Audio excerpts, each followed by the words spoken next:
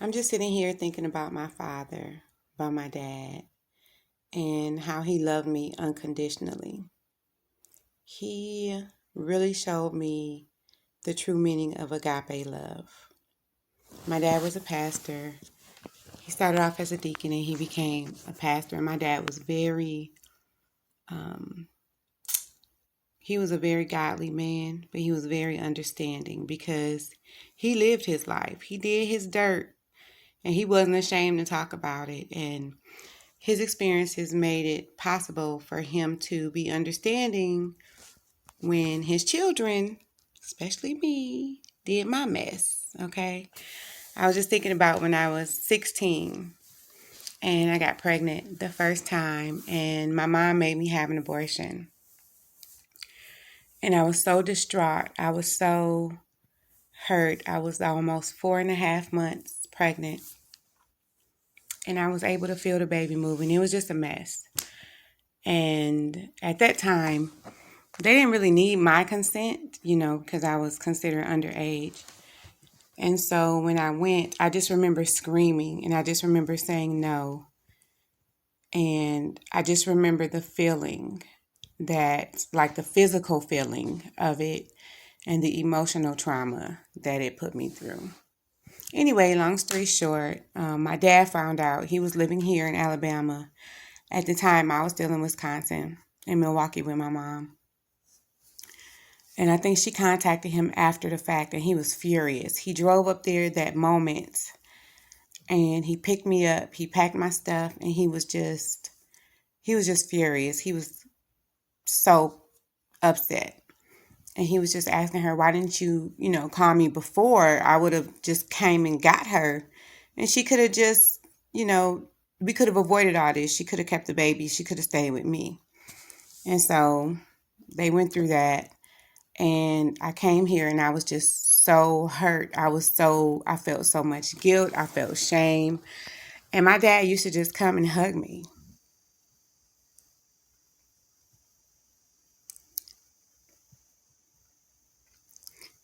He would just come and sit in the bed with me and hug me and just love me. And he would pray for me and he would pray with me. And I remember just being suicidal and just wanting to die because I couldn't live with this horrible thing that I had done, right? And he would just tell me how much God loves me. He never berated me. He never told me I was a bad person or, even the act of, getting pregnant. He didn't talk to me about any of that.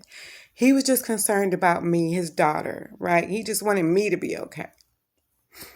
And I just remember him just being so loving during this horrible time that no other person could understand unless they've been through it. And I just loved him for that. He was just always there, no matter what.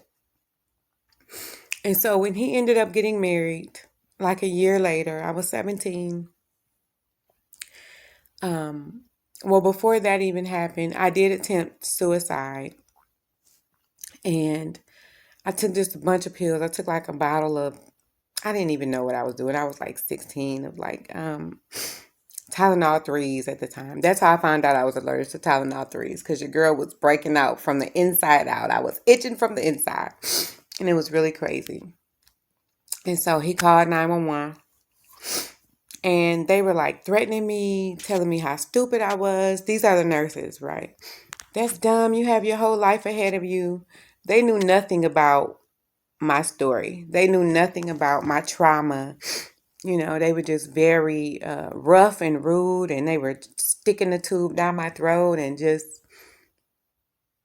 re-traumatizing me. My dad wasn't in the room because, they take you in the room by yourself.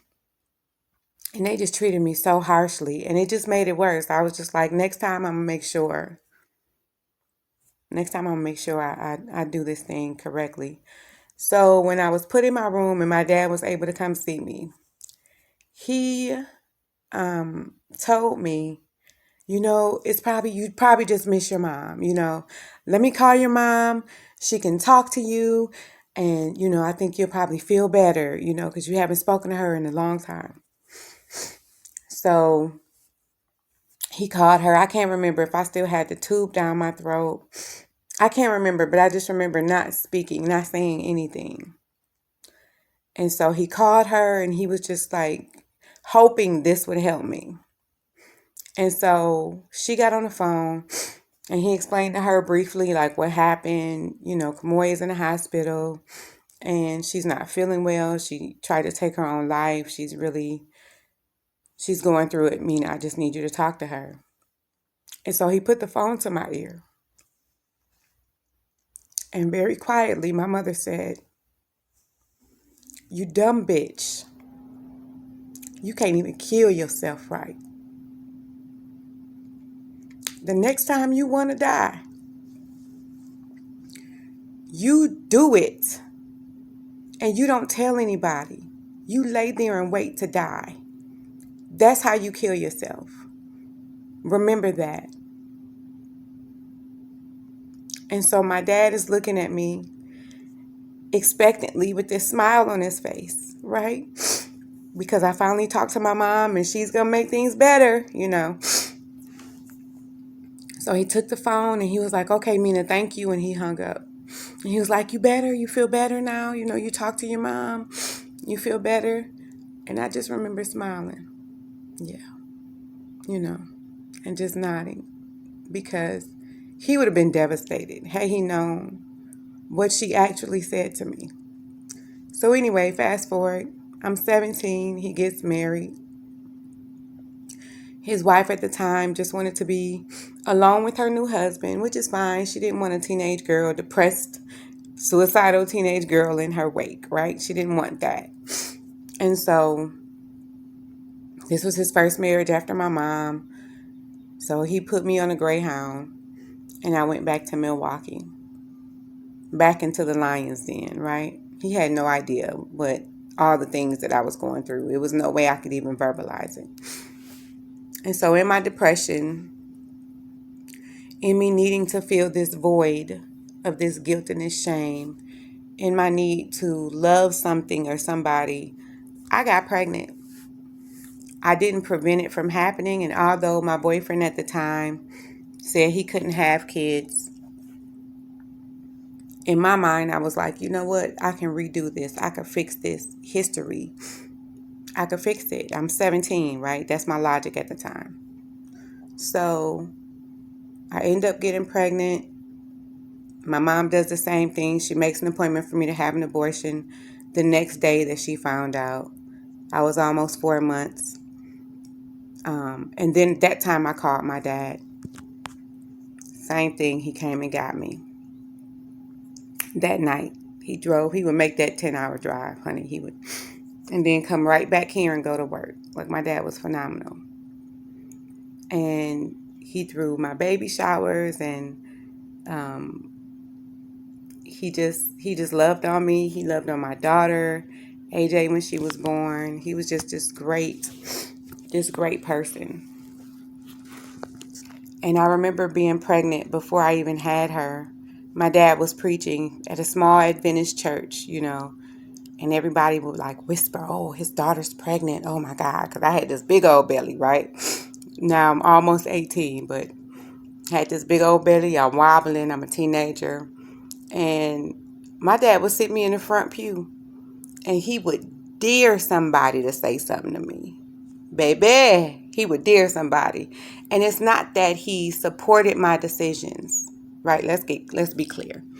He didn't support my decision to go out here and, live my life like I'm married with a home and a career to take care of this kid, right? He didn't support that part, but he loved me enough to protect me. And I understood the difference. I understood that he wasn't condoning my behavior, but he understood it. He wasn't co-signing, but he loved me enough to I was saying he loved me enough to stand in the gap for me and to not allow me to sit in guilt and shame forever. Of course, everyone should have accountability, and he held me accountable for my actions. He didn't take over. He allowed me to be a parent. He taught me things that I needed to know, and he allowed me to do it. And I appreciate him for that. And I've always wanted to be that for my kids. And while my children are different for me than I was for my dad, I still always want them to know that I love them unconditionally. No matter how our relationships are, no matter where we are in the scheme of things right now, I love my kids, and I've always shown them that. But I think the difference between my relationship with my dad and my relationship with my kids are the different variables. We have different parents. There's another side that they have in them, and it's their feeling or their reaction to my kindness to them. I think it's just received differently than how I received it from my dad. So I've learned those lessons from him, and I miss him. It's been 5 years, and I miss him. I miss him dearly. But his legacy, his love, and his lessons will live on forever.